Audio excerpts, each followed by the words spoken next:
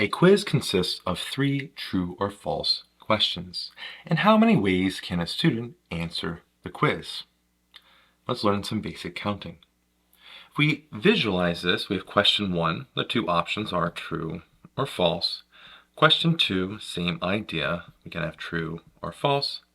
And question 3, can you guess it? Same idea? True or false. Each one of these has 2 options. And our basic counting rule is we end up multiplying this out.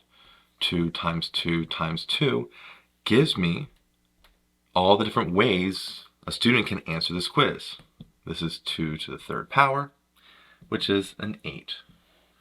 And so there are 8 ways students can answer this quiz. I hope you learned something here about basic counting. And as always, thanks for watching.